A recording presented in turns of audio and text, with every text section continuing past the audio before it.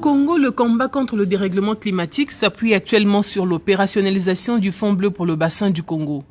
La Commission climat du bassin du Congo et du Fonds bleu pour le bassin du Congo sont deux instruments novateurs de coopération panafricaine orientés vers les bailleurs de fonds bilatéraux et multilatéraux publics ou privés, pour mieux articuler la mutualisation des ressources et sauvegarder avec efficacité les intérêts de notre planète. En 2019, sans l'économie d'énergie, Michel Innocent Peya, écrivain-chercheur congolais, est resté dans cette dynamique salutaire. Le parcours est lent, en dépit des risques et obstacles de tout genre, il faut tenir sans faiblir. Sous l'impulsion du président Denis Sassou Nguesso, fervent défenseur du combat contre les changements climatiques, l'écrivain-chercheur congolais, le docteur Michel Innocent Peya, a franchi quelques étapes du combat. Les 6 et 7 février 2019 à Paris, l'écrivain-chercheur congolais Michel Innocent Peya s'est frotté le cerveau avec d'autres sachants français et du monde, à la faveur du 20e colloque du CER, le syndicat des énergies renouvelables, sous le thème « Les changements climatiques à l'échelle de la planète et le rôle des énergies renouvelables, enjeux de civilisation ». L'écrivain-chercheur congolais a été invité à cette réflexion qui concourt à la protection de l'environnement. Et Michel Innocent Peya a saisi cette opportunité pour appeler les dirigeants de la planète à soutenir le bassin du Congo et le Fonds bleu pour le bassin du Congo. Au nombre des participants à ce colloque se trouve l'ancien Premier ministre français Alain Juppé, qui n'a pas caché sa satisfaction de recevoir l'ouvrage Fonds bleu de Michel Innocent Peya. La France et l'Europe doivent développer un vrai partenariat avec les pays africains, notamment dans le domaine, bien sûr, du réchauffement climatique. J'ai reçu récemment l'association des grands fleuves du monde, présidée par Eric Orsena, où on a parlé effectivement de tous les projets du Congo. Là, j'ai des propositions du Fonds bleu, je vais les étudier attentivement. Dans l'ouvrage du Fonds bleu, mécanisme de financement et de gestion du bassin du Congo pour la protection de l'environnement mondial, dans son chapitre 1, il ressort clairement que les politiques de protection et de promotion de l'environnement sont essentiellement sociétales pour une saine existence. Le 20e colloque du syndicat des énergies renouvelables demeure inéluctablement sur la trajectoire du combat pour la protection de l'environnement face au changement climatique. Être ensemble pour mieux soutenir les projets liés à la protection de l'environnement par le biais des énergies renouvelables, un enjeu d'importance capitale pour les différents experts venus de plusieurs structures évoluant dans ce secteur. Le continent africain, plus vulnérable aux effets des changements climatiques, se doit véritablement de prendre la question à bras-le-corps. À en croire certains experts qui reconnaissent la place de la sensibilisation dans la préservation du bassin du Congo. On connaît très bien ce bassin, on connaît très bien les défis environnementaux auxquels il est confronté aujourd'hui, mais à mon sens c'est très personnel, il n'y avait pas cette sensibilisation forte avec des mécanismes importants pour protéger ce bassin-là. Toujours dans le chapitre 1 de l'ouvrage sous-indiqué, la protection de l'environnement est perçue comme toute initiative tendant à favoriser une économie verte. Sur le plan international, les dirigeants doivent conjuguer des efforts, et surtout en Afrique, pour que le deuxième poumon planétaire soit pris en compte. Des interventions pleines d'enseignements pour la survie de l'humanité et qui auront également permis aux participants de parvenir à des conclusions prometteuses. De nombreuses personnalités ont reçu de Michel Innocent Peya son ouvrage Fonds bleu. Il s'agit de François de Rugy, ministre d'État, ministre de la Transition écologique et solidaire de France, Jean-Louis Ball, président du syndicat des énergies renouvelables, Alain Juppé, ancien Premier ministre de la France, Chantal Joanneau, ancienne ministre et présidente de la Commission nationale du dialogue, et bien d'autres personnalités. Guidé par la soif de ne pas rater une seule occasion de plaidoyer du bassin du Congo et de son opérationnalisation, Michel Innocent Peya, en avril 2019, a pris part à la 4e conférence internationale sur la croissance partagée avec l'Afrique. Au siège de l'Assemblée nationale française à Paris, les acteurs africains ont rendez-vous avec la 4e conférence internationale sur la croissance partagée avec l'Afrique. Au menu des échanges, une thématique très innovante, stratégique et essentielle pour le financement du développement de l'Afrique. Mais d'abord et avant tout, le député du Val-de-Marne, Guillaume Gouffiécha, a procédé à l'ouverture des travaux. De vous accueillir ici à l'Assemblée nationale en salle Victor Hugo. Mesdames et messieurs, cette rencontre qui, année après année, dans le renforcement des liens, bien entendu, entre la France et l'Afrique, que la protection de notre planète, de notre maison commune à toutes et à tous. Les CIP, le partenariat privé-privé performé par le public, la problématique aura suscité une multitude de réactions. Le bassin du Congo, non seulement c'est un bien public, mais c'est le poumon, on peut dire, de l'Afrique centrale. Il faut dire qu'autour du thème central de cette conférence se greffent bien d'autres thématiques telles le développement des grands projets d'infrastructure dans le cadre du partenariat privé-privé performé par le public pour une transition écologique rentable dans le cadre CIP. Cette conférence internationale a eu pour invité d'honneur Lassana Kouyaté, ancien Premier ministre de la Guinée et ancien secrétaire exécutif de la CEDEAO. On n'est pas trop conscient des dangers, n'est-ce pas, de la menace du climat. Qu'est-ce qu'on fait? Parce qu'il faut savoir prévoir et savoir prévenir surtout. Si on le fait, alors on contribuera à la stabilisation de l'environnement. Invité par l'organisateur de cette conférence, notamment l'association Croissance Peace, l'écrivain-chercheur congolais Michel Innocent Péa a relevé les difficultés auxquelles sont confrontés certains pays africains, notamment dans le domaine de l'environnement. Les États ont besoin de partenaires.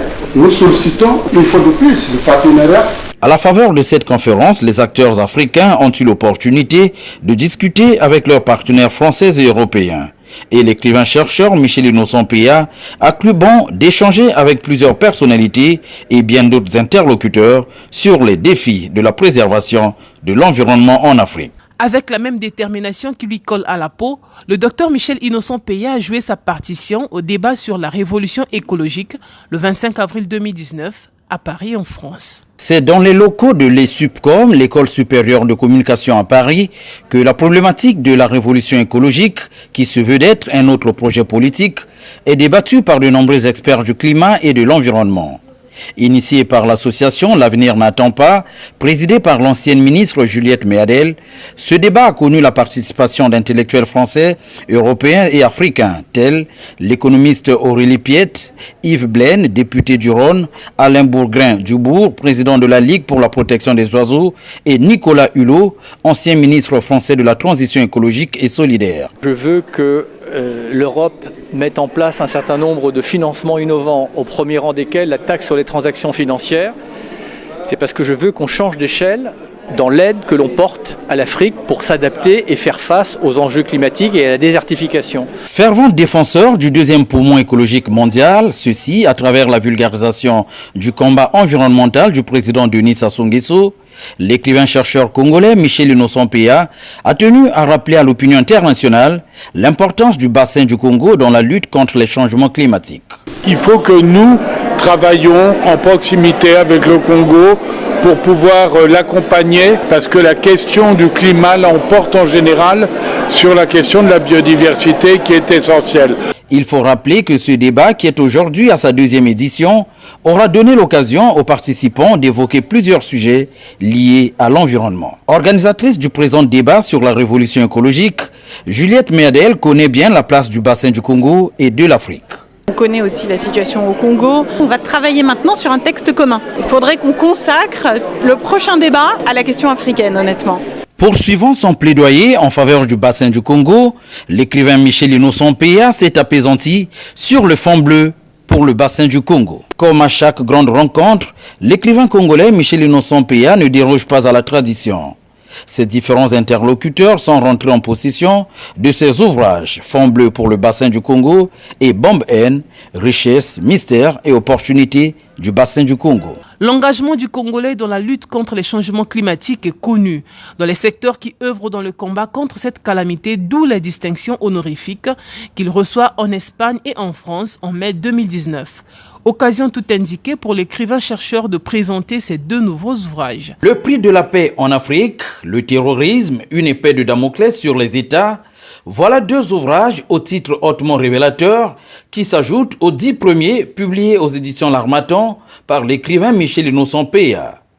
Dans l'enceinte de la garde républicaine à Paris où s'est tenue la cérémonie, les responsables de la Ligue universelle du bien public renchérissent. J'ai eu un coup de cœur pour M. Péa parce qu'il m'a offert un livre sur le bassin du Congo. Et ils ont réussi à 10 ou 11 pays à s'unir et faire un front commun. Et j'ai dévoré ce livre et c'est vraiment formidable parce qu'ils veulent tout pas faire comme en Amazonie. Ils veulent sauver un petit peu le deuxième poumon de la Terre et s'il n'y a plus d'Amazonie et s'il n'y a plus le bassin du Congo, je pense qu'on est mort. Là. C'est vital et il y a une prise en charge. Alors, bien sûr, la préface de ce livre a été faite dernièrement par Sassou Nguesso, chef d'État qui prend en main un petit peu tout cela. Le bassin du Congo, c'est le bien public, parce que le bien public, c'est la terre, c'est l'ONU.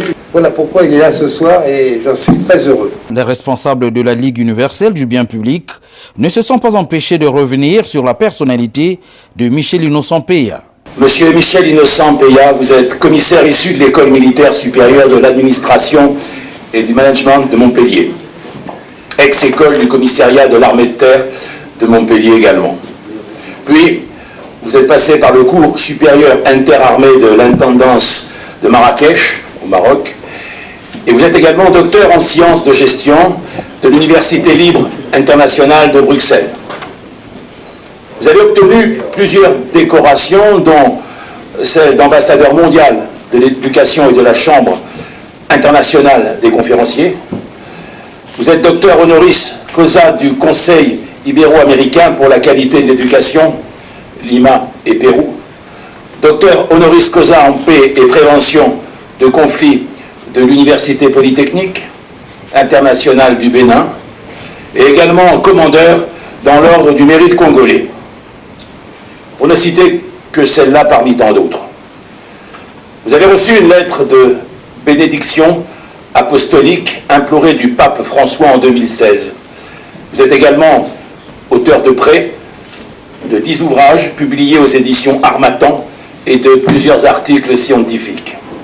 Et c'est en reconnaissance de l'immense travail accompli par l'écrivain-chercheur en Afrique, en Europe et aux Amériques dans la vulgarisation des idées protectrices de l'environnement et de la préservation de la paix que la Ligue universelle du bien public a cru bon de lui décerner la médaille d'argent avec palme.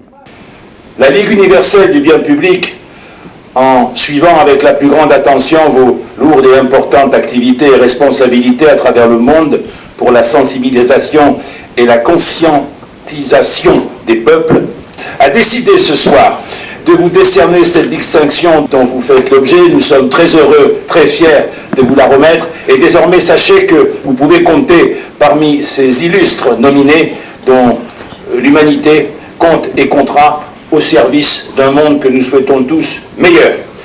Qu'à jamais ton engagement et ta détermination pour le bien de notre planète soient pérennes. Beaucoup de courage. Bienvenue parmi nous, cher monsieur Michel Innocent Peya. Bravo.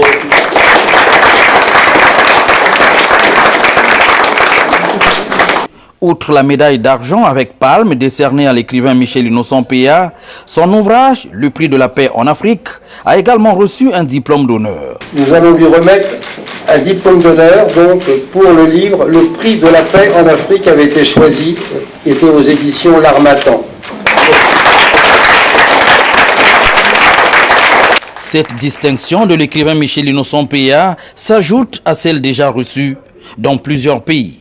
Exprimant sa reconnaissance vis-à-vis de la Ligue universelle du bien public, cette ONG qui fait partie des 49 reconnus par l'ONU, Michel Innocent Peya a tenu à rendre hommage à l'action environnementale du président Denis Sassou Nguesso. Distingués invités, mesdames et messieurs, c'est avec une forte émotion que je reçois cette distinction ce soir. D'ores et déjà, je voudrais vous dire que le monde est dangereusement menacé par plusieurs fléaux, dont le dérèglement climatique et le terrorisme. S'agissant du dérèglement climatique, notre pays, la République du Congo, depuis près de 45 années, à travers son président, son Excellence Denis Sassou Nguesso, s'est mis au service de la planète pendant que les chercheurs, les scientifiques étaient encore hésitants sur la question du changement climatique. Il avait déjà perçu le danger qui planait autour de la planète. Des actions écologiques que Michel Innocent Peya s'est fait le devoir de vulgariser depuis plusieurs années. Dans le souci de relayer ces efforts au profit de l'humanité, nous nous sommes déployés à travers le monde pour informer le commun des mortels sur réellement les dangers qui guettent l'humanité. Je voudrais vous remercier et témoigner toute ma reconnaissance à la Ligue universelle.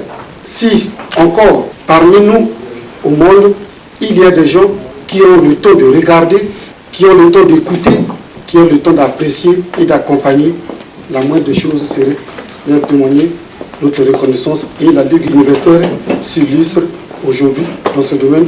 Merci à vous. En République du Congo, affirme l'écrivain Michel Innocent Peya, la paix demeure et demeurera l'ultime combat de Denis Sassou Nguesso pour son peuple, l'Afrique, l'humanité, pour le bien des générations actuelles et celles à venir.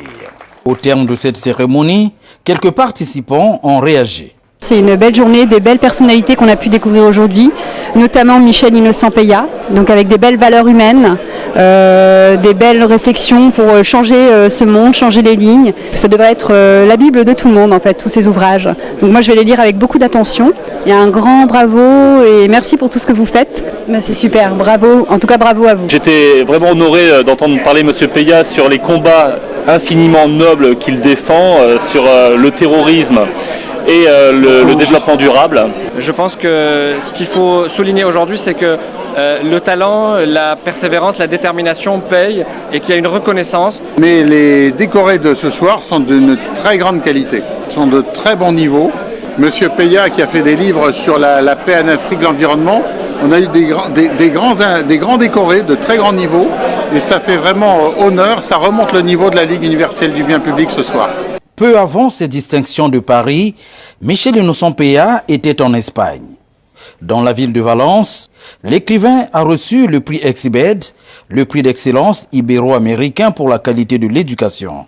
Ceci grâce à la version espagnole de son ouvrage Vision verte de Denis Sassou Nguesso. Recevant cette distinction, l'écrivain-chercheur Michel Innocent Peya a fait preuve de modestie. Madame Susana Linares, présidente d'Exibed, groupe des universités d'Espagne et d'Amérique latine. Monsieur le recteur de l'Université nationale du Venezuela, Monsieur le recteur de l'Université du Mexique, Monsieur le recteur de l'Université du Pérou, Monsieur le représentant de l'Université du Panama, Monsieur le représentant de l'Université de Bolivie, Monsieur le représentant de l'Université de Costa Rica, Monsieur le représentant de l'Université du Nicaragua, Monsieur le représentant de l'Université de Honduras, distingués invités, Mesdames et Messieurs, cet ouvrage dont j'ai eu l'insigne honneur de vous offrir par le biais de Africa Global, ouvrage traduit en plusieurs langues.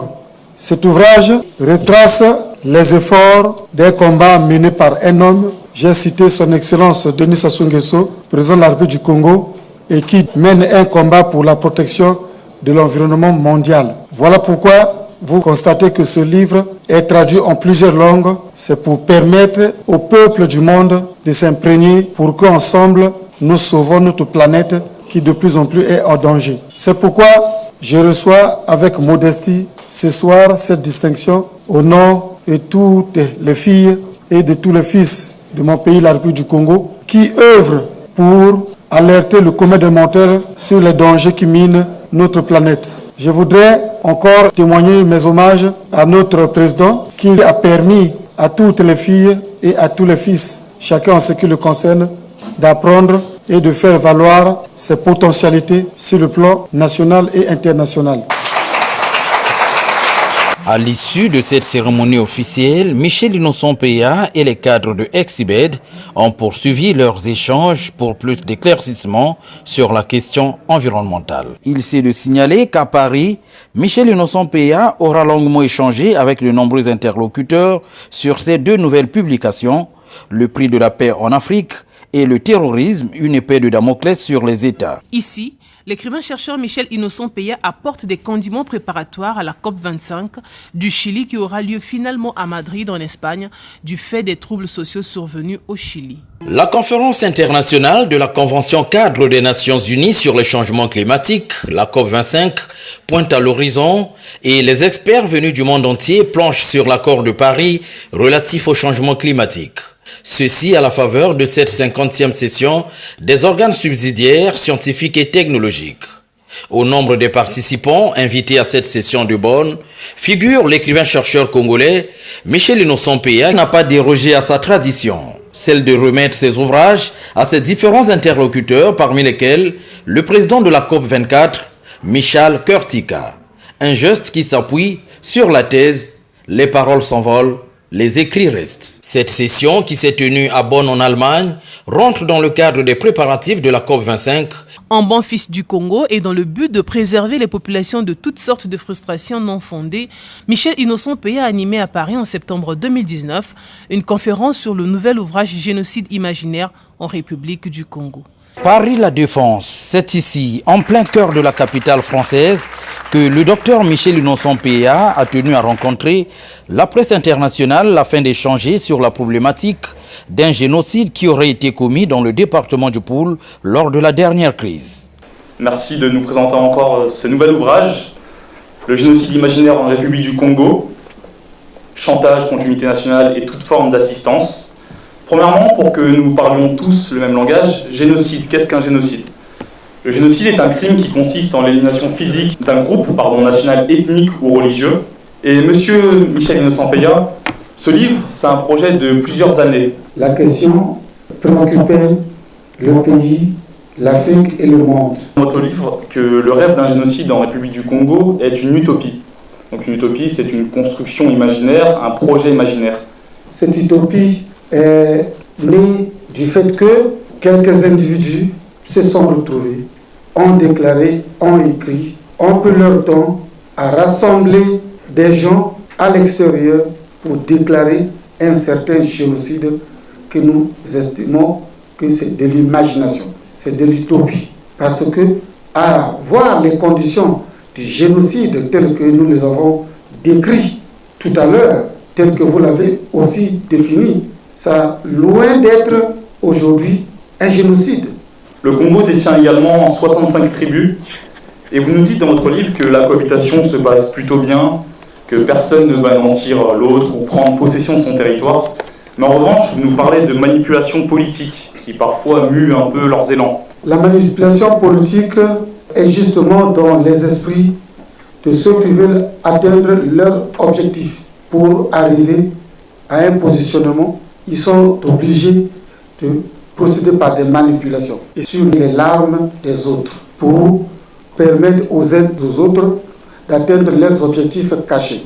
Pour Michel Innocent Peya, la machination et la désinformation politique sont des vieux phénomènes pour certains citoyens. Dans votre ouvrage, M. Innocent Peya, vous nous donnez la situation de Mark Twain, qui est un écrivain américain, qui dit « Un mensonge peut faire le tour de la Terre le temps que la vérité mette ses chaussures ».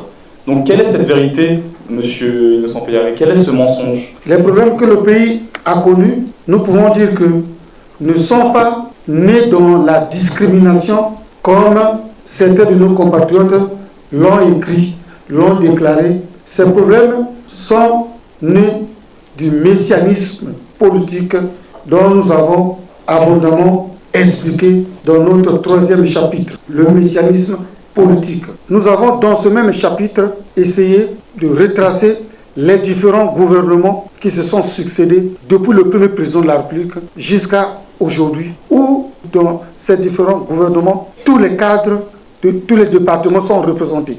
Aucun département n'est placé à l'écart. Donc, c'est pour démontrer que cette histoire n'est qu'une machination, n'est que de la supercherie. Le pays n'est pas géré dans l'injustice, mais simplement les intentions, les mécontentements des uns et des autres. Notre rôle, c'est de dire les choses comme elles se présentent et établir la vérité pour permettre aux générations actuelles, les générations à venir, à la communauté nationale, à la communauté internationale, de s'en rendre réellement compte de ce qui s'est passé. Parce que c'est surtout à travers les écrits que l'on verra l'histoire. Mon but ici n'est pas d'opposer une ethnie contre une autre. Bien au contraire, nous prônons l'unité, nous prônons la réconciliation, nous prônons le vivre ensemble. Au-delà du débat sur le génocide imaginaire, la presse ne s'est pas empêchée d'aborder des sujets politiques, économiques et environnementaux, tels l'accord du Congo avec le FMI. Le Congo a récemment signé des accords avec le FMI. Le Congo n'est pas le premier pays à avoir signé des accords avec le Fonds monétaire international. Donc, signer des engagements avec le FMI n'est pas étonnant, n'est pas tabou. les Grande-Bretagne sont passés par là, les États-Unis sont passés par là, la Hongrie est passée par là, l'Ukraine est passée par là, l'Espagne est passée par là. Donc, les exemples sont légion. On a besoin des efforts des uns et des autres pour permettre au pays de redémarrer. Donc, la contribution de tous est de mise. La presse ne s'est pas empêchée d'aborder des sujets politiques. La prochaine élection présidentielle de 2021. La question est de savoir si, par rapport à l'actualité, il se décide, le président du Congo allait être candidat à sa propre réélection. Souvenez, vers les années 2013-2014, nous avons été parmi les pionniers qui prônaient le changement dans notre pays. Nous l'avions aussi expliqué dans l'un de nos ouvrages, Entre le bon sens et la dénonce absolue, l'Afrique à la croisée des chemins. Nous avions estimé que le pays avait encore besoin du président actuel. Partons de là que nous nous sommes prononcés en tenant compte des faits que les autres ont vécu dans les pays comme la RDC, après le départ de Mobutu, nous l'avons expliqué, la Libye après Muammar Kadhafi. Notre pays avait encore besoin du président actuel. Pourquoi? Nous partons d'une chose. En Afrique, quand un vieillard meurt, c'est toute une bibliothèque qui brûle. Donc, nous avons besoin de l'expérience de ce dignitaire, de ce chef d'État. L'expérience nationale et internationale du président actuel, plus l'expertise des cadres vivant au pays et l'expertise de la diaspora peut nous permettre aux résultats que le pays cherche aujourd'hui. Et dans nos différentes tournées, 2014, 2015, 2013, nous avons eu l'occasion d'échanger avec les cadres de la diaspora aux États-Unis, en France, en Allemagne, en Belgique, au Norvège, un peu dans certains pays africains, au Congo, à l'université Marie-Gabi, à Soli-la-Boutonsi, à la bibliothèque universitaire. Nous avons eu l'occasion d'échanger avec la jeunesse, avec les cadres. La seule question qui venait à nous était celle de savoir si on change la constitution au Congo, quelle sera la place de la jeunesse de la diaspora, que celle vivant au pays. Si on ne change pas, quelle sera la place? C'est pourquoi nous sommes évergés à expliquer cela au cadre, que la diaspora avait sa place pour la situation actuelle dont le pays traverse. Nous pouvons donner l'espoir au pays, et moi c'est ma vision, et c'est ce que je pense. Certains aussi peuvent avoir leur analyse, leur calcul, mais moi c'est ce que je pense, qu'il faut associer les compétences au niveau de la diaspora, et qu'il faut associer les compétences au niveau national, leur expertise, plus l'expérience du présent pour bâtir le Congo de demain. Félicitations pour les combats que vous menez pour faire avancer la littérature congolaise et africaine. Merci également pour le courage et la détermination, car vous êtes pratiquement le seul élu comme public à défendre corps et âme, et parfois sans gilet pare-balles, la politique du président congolais loin des frontières nationales, notamment en France, en Europe et aux États-Unis. Il faut souligner que dans la présentation de son livre, Michel Innocent Peya a fait état de quelques proverbes africains inscrits aux premières pages de l'ouvrage. L'épervier est en vol, mais le procès qui se déroule sur terre le désigne toujours coupable. Tous les animaux saccagent les tubercules sans gêne, mais si c'est le tour des sangliers, ce sont eux que l'on accuse uniquement. Un chien est rattrapé par l'orage à cause de sa fidélité à son maître. Tel est le fruit de la sagesse africaine que l'écrivain-chercheur Michel Innocent Peya a bien voulu partager à ses lecteurs à travers cet ouvrage, Le génocide imaginaire en République du Congo, chantage contre l'unité nationale et toute forme d'assistance. Des journalistes qui, après avoir écouté l'écrivain et lu quelques passages de son ouvrage, s'accordent à reconnaître que le terme génocide a été galvaudé au regard de ce qui s'était passé. Le mot génocide a été galvaudé, un peu banalisé dans un cas où on n'a pas lieu d'être en fait. Enfin, c'est pour ça qu'on parle d'imaginaire aussi quelque part. Le mot génocide, c'est ça en fait, c'est complètement faire disparaître en fait un groupe précisément. Enfin, ça peut être par rapport à leur langue, par rapport à leur culture, par rapport à leur pratique culturelle en fait. Enfin, par rapport à leur philosophie parfois même, et ce n'est pas vraiment le cas en fait dans ce qui est dit. C'est pas vraiment le bon terme en fait qu'on est censé employer. Impression plutôt bonne parce que je suis arrivée avec beaucoup de préjugés et surtout moi qui suis plutôt féministe, je me suis dit tiens, on parle de génocide imaginaire mais il y a quand même la relation avec la femme et comment elle vit, et finalement je me rends compte que c'est un bouquin plein d'amour et enfin la vérité et le soutien, et surtout que la croyance, en fait on peut vraiment penser que la pensée est une action, et du coup si c'est une action dans l'univers, alors changeons nos pensées et soyons ensemble. C'est moi, tant qu'une Congolaise aussi, j'ai beaucoup apprécié. Chaque Congolais, peu importe sa situation géographique, c'est d'abord un ambassadeur pour son propre pays. Salir l'image de son pays, c'est comme si on insultait sa propre mère. Et c'est quand même pas normal. Je pense que c'est une aberration monstrueuse. En marge du deuxième forum de Paris pour la paix en novembre 2019, le docteur Michel Innocent Peya a pris part à l'atelier sur la biodiversité. COP 15, dernière chance pour la biodiversité.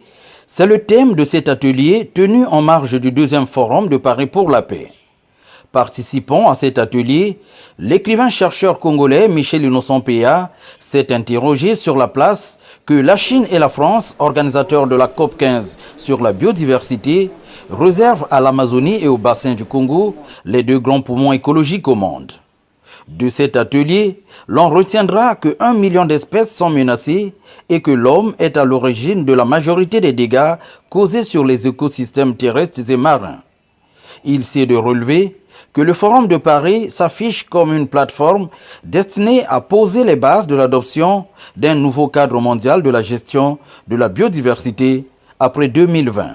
Le but ultime était de rassembler les acteurs internationaux afin de créer un cadre d'échange et penser aux solutions de demain. Et nous avons déposé nos œuvres au niveau du globe de paix qui a été érigé pour la circonstance. Nous souhaitons que la paix soit maintenue à travers le monde et que l'enseignement prenne en compte l'environnement, la protection de la biodiversité dans les niveaux éducatifs de manière générale. Merci pour le travail que tu continues à faire pour l'Afrique. La paix, c'est un grand mot. La paix en Afrique, je rêve et je souhaiterais que l'Afrique tout entière soit en paix. Comme au premier forum de Paris pour la paix, Michel Innocent Peya, à l'instar de bien d'autres acteurs venus de divers horizons, avait exposé leurs ouvrages sous l'arbre de la paix érigé pour la circonstance. Cette deuxième édition a été marquée par l'érection d'un globe de la paix. Là aussi, Michel Innocent Peya a exposé quelques-uns de ses ouvrages, tels Bombe N et le prix de la paix en Afrique. Ce dernier ouvrage, ainsi que le terrorisme, une épée de Damoclès sur les États, ont été officiellement remis au chef d'État et à bien d'autres personnalités qui ont d'ailleurs reconnu la présence de l'Afrique à ses assises. Regardez, l'Afrique n'est pas absente. Le prix de la paix en Afrique. Donc l'Afrique n'est pas absente. L'Afrique est très présente au Paris Peace Forum et il est évident que, notamment sur les questions de biodiversité dont nous avons parlé dans cette table ronde, la question de l'Afrique est majeure et c'est, je crois, important de tous penser que toutes les parties du monde ont leur place dans cette défense globale de la planète. Je viens de recevoir 2 livres qui sont un sur le terrorisme, un sur la paix. Et on sait bien qu'il n'y aura jamais de développement sans pouvoir installer la paix. Emmanuel Macron de la France, Paul Biya du Cameroun. Merci à vous, Monsieur le Président. Faustin Archange Touadéra de la RCA, Mamadou Issoufou du Niger, le président de la République de la Macédoine du Nord, Stevo Pendarovski, Ismaël Oumar du Djibouti. Recommandations. Merci beaucoup. Azalia Soumani des Comores. Il y a des éléments naturels sur le climat qu'il faut essayer de sauvegarder le climat. Il y a la politique, on va s'en occuper pour qu'il y ait la paix et la sécurité. Je vous invite le 2 et 3 décembre de ce mois de décembre ici. On fait une conférence de partenaires des Comores pour nous aider à aller de l'avant. Ont également reçu les ouvrages de Michel Innocent Peya. Félix Tshisekedi de la RDC a quant à lui reçu 7 ouvrages de Michel Innocent Peya. Le prix de la paix en Afrique, Vision verte de Denis Sassou Nguesso, le terrorisme, une épée de Damoclès sur les États, Bombe haine, plaidoyer de Denis Sassou Nguesso pour la protection de la planète, Fond bleu, démocratie à l'africaine et génocide imaginaire en République du Congo. Autres personnalités ayant reçu les ouvrages de Michel Innocent Peya, Anita Batia, directrice exécutive de l'entité des Nations Unies pour l'égalité des sexes et l'autonomisation des femmes, Jean-Yves Le Drian, le ministre français des Affaires étrangères, Sidiki Kaba, ministre sénégalais des armées. Je vous remercie de votre témoignage écrit, de votre volonté qu'il y ait une paix en Afrique. Louise Mouchiki-Wabo, secrétaire générale de la francophonie, le ministre français de la Culture, Franck Riester, le secrétaire d'État auprès du ministre français de l'écologie et de la transition énergétique, Brune Poisson, le vice-ministre chinois de l'écologie et de l'environnement, et Liu Ning, député chinois, directeur général du département de la nature et de l'écologie et négociateur de la COP 15 sur la biodiversité. Du 2 au 13 décembre 2019, Michel Innocent Peya a pris part à la COP25 à Madrid en Espagne. Ici, il s'est réjoui de la participation et de l'implication du chef de l'État, Denis Sassou Nguesso, à ce grand rendez-vous où s'est jouée la vie de la planète. Madrid, capitale de l'Espagne, une ville illuminée en ces périodes de fêtes de Noël et de fin d'année. Une ville qui a eu l'honneur d'abriter les travaux de la 25e conférence des parties à la Convention des Nations Unies sur le climat. Placée sous la présidence chilienne et sous le signe de l'action, cette conférence est marquée à l'ouverture par les interventions des plus hauts dirigeants de la planète, dont le président de la République du Congo, Denis Sassou Nguesso. J'ai décidé d'aller encore plus loin dans notre engagement concret contre la déforestation en dépassant les discours incantatoires. Je ne reste pas spectateur de la destruction des forêts de l'Amazonie, mais acteur pour faire que le monde entier profite de ce deuxième poumon de l'humanité que sont les forêts du bassin du Congo. Ainsi, les négociations auront porté sur, entre autres questions, le financement des projets et le règlement des points de désaccord sur l'article 6 de l'accord de Paris afin de faire avancer sa mise en œuvre conformément à son ambition idéale de limiter le réchauffement à plus 1,5 degré Celsius. Nous, en tant que pays du bassin du Congo, nous étions heureux parce qu'il y a eu un événement de haut niveau sous le haut patronage de son Excellence, Monsieur le Président Denis Sassou Nguesso. Le Fonds bleu est donc un instrument d'investissement multi-pays, innovant, créé par les 16 États membres, cofinancé avec les États membres associés et ouvert aux bailleurs de fonds publics et privés. Au regard du tableau sombre que présente le monde du point de vue climatique, l'heure est à l'action. Ce slogan de cette COP25 est bien relayé par de nombreux participants, tel le docteur Michel Innocent Peya qui appelle à la prise de conscience des dirigeants de la planète. Nous invitons les dirigeants du monde à une véritable prise de conscience. L'enjeu majeur, c'est autour de l'article 6 de la Convention cadre des Nations Unies sur le changement climatique relayé par l'accord de Paris. Cet article 6 qui est autour des 3 grands points, des 3 grandes approches. L'approche coopérative 6.2, le mécanisme international constitué 6.4 et l'approche non marché sur le marché carbone. Nous osons espérer que cet article, qui n'a pas eu l'assentiment de tous, pourra être discuté dans les meilleures conditions les années à venir.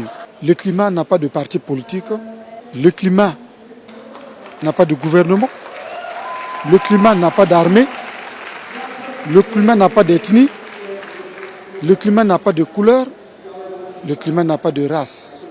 Les décideurs de la planète, les dirigeants des États à soutenir le continent africain, à appuyer les initiatives du Fonds bleu qui représente aujourd'hui 16 États, piloté et défendu par son Excellence Denis Sassou Nguesso, président de la République du Congo, afin que l'humanité tire réellement profit de cette réserve en biodiversité.